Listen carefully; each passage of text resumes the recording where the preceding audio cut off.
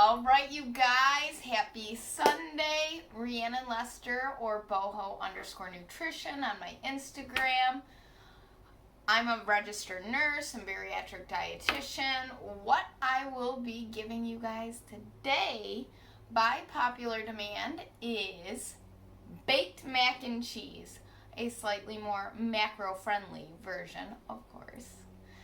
If you grew up with ooey,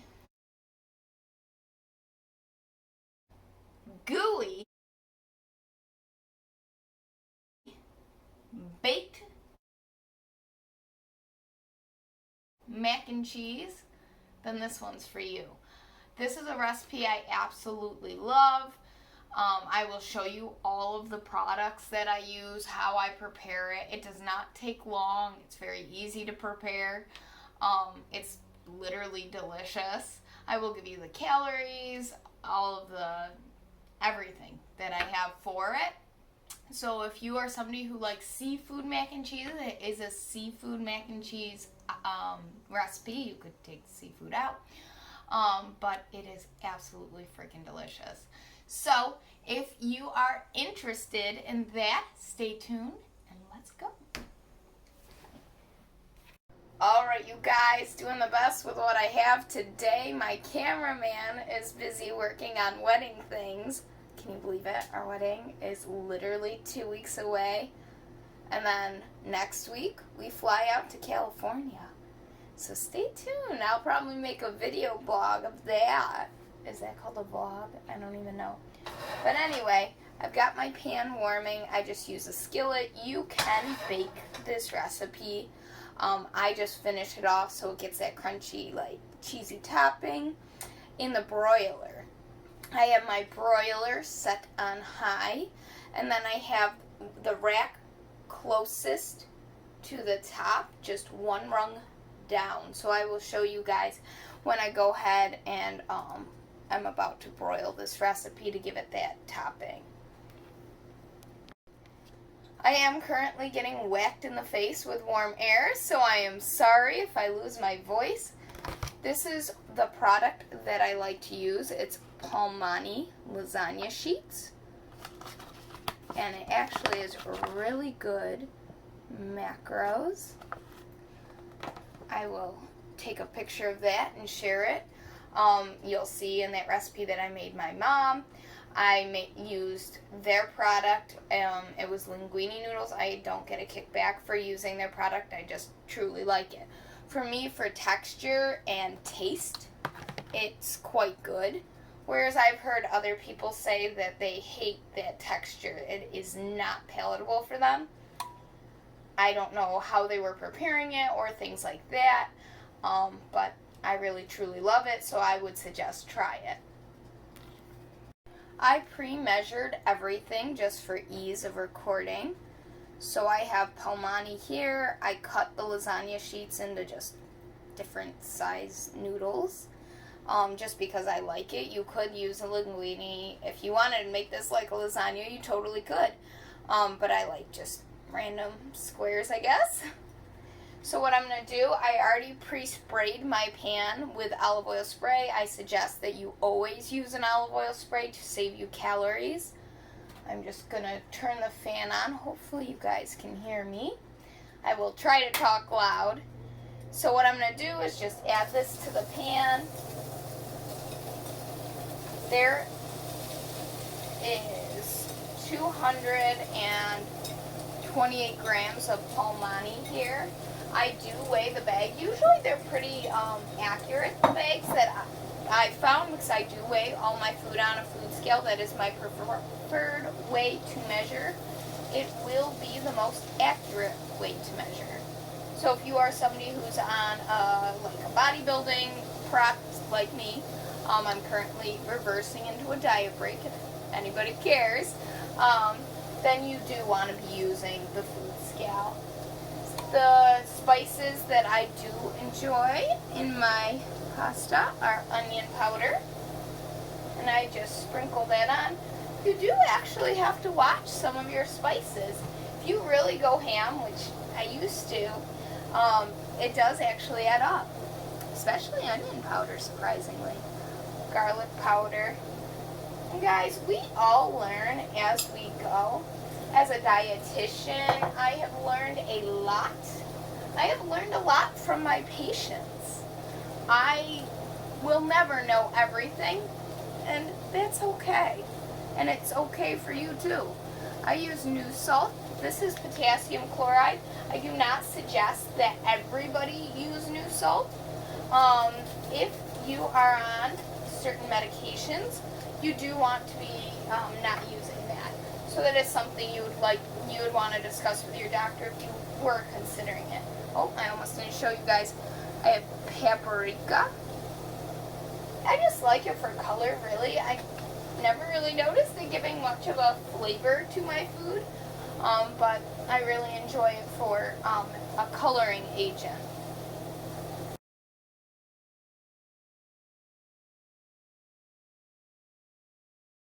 I will then add my frozen vegetables. We have some celery here. We have poblano peppers. We have frozen sugar snap peas, some frozen broccoli. I do have to limit my broccoli. I have a little bit of IBS. I find it bloats me pretty horribly. I do take Beano when I know I'm going to eat a cruciferous vegetable so that I am more comfortable. And all of those things I do weigh in grams, and I measure, and I will give you the entire recipe at the end of this video, giving you all of the portions that I've used and the calories and the macronutrients for this recipe. Just going to give it a little time to get all warmed up in there. Let those frozen veggies just kind of cook and get in with everything else. I will move it around, obviously, with the spatula, get it all going on, and get those spices all mixed up with everything. I do like frozen vegetables. They don't go bad on me. They often are cheaper than fresh, and they are low in sodium, and they're just as good, if not better, than your fresh variety. So I highly recommend doing a frozen vegetable if you're somebody on a budget, or you just waste a lot of vegetables.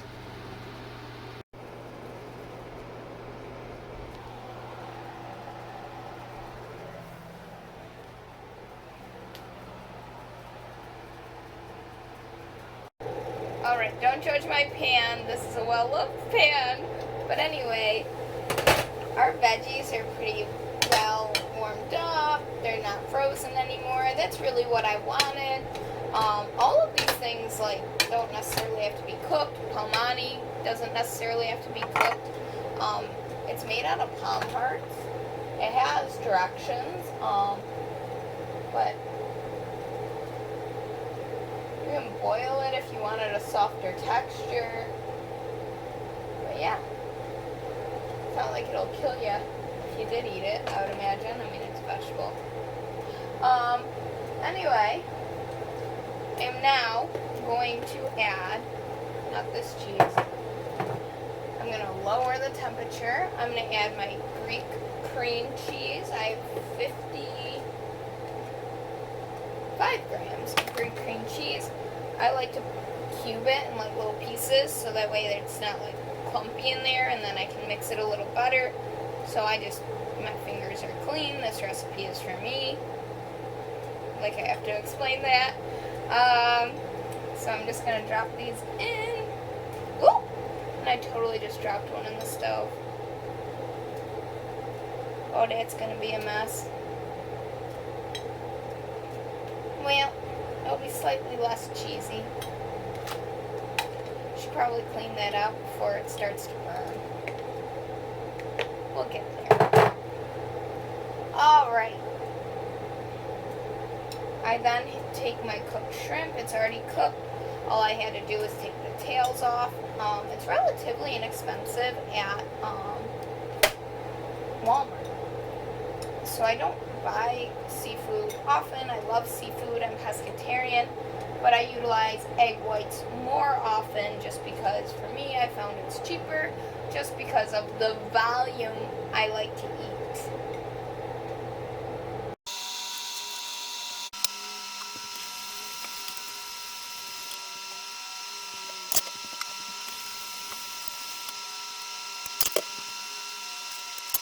I then, with the shrimp and cheese, like to add a little bit more onion powder.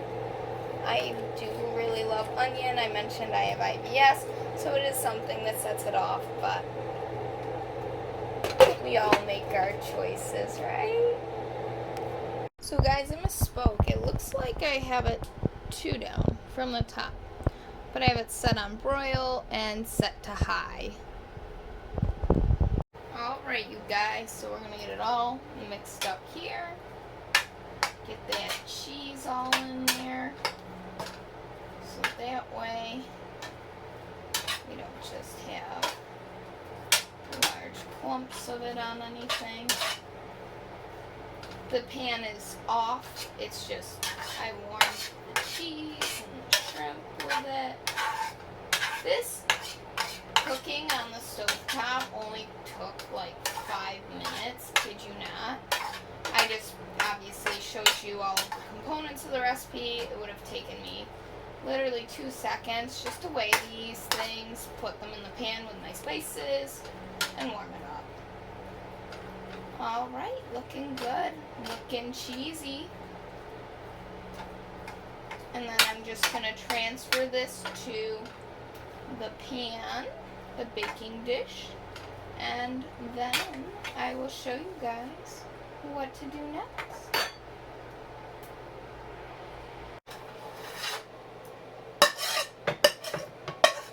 Handle on my pan got hot because of the broiler.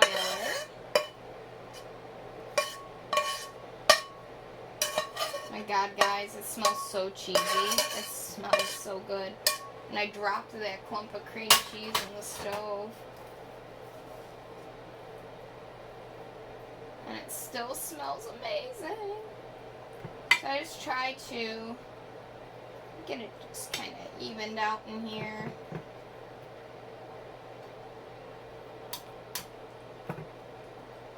It's my recipe, so I'm just going to use my finger. I'm literally going to eat this entire portion, so I am not sharing with anybody, and I don't have to worry about grossing them out. So, here it is, complete in the pan. I have 30 grams fat-free mozzarella here. Typically I would use cheddar, but I didn't have any. I have tried it with the mozzarella and I still absolutely love it. So why not?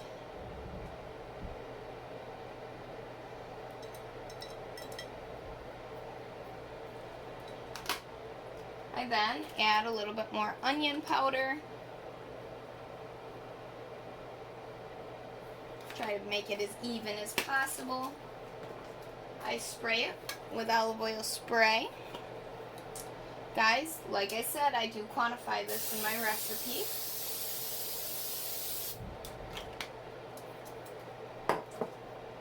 And then she's good to go in. I'm going to put her in the broiler on high. Alright, 5 minutes is up. Open her up. That's all she needed. Look at that. Oh my gosh. I don't know about you guys, but I'm excited for lunch.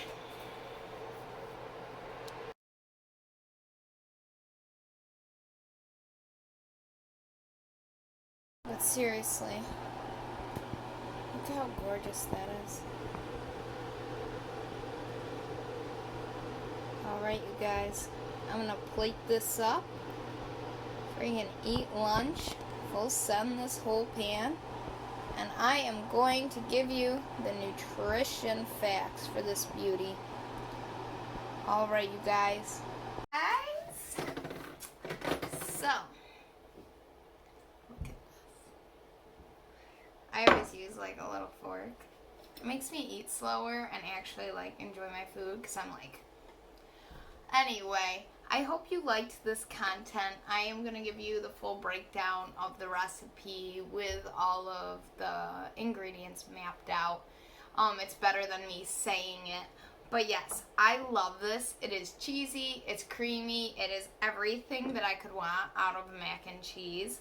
So I hope you guys enjoy it too. Let me know. Like, leave the comments. I want to know your feedback. I have taken into account what you guys have told me, that you want to see more recipe content more than nutrition based content. So that's fine. I am more than happy to provide that for you. So feel free to reach out at boho_nutrition, and have a great week, you guys.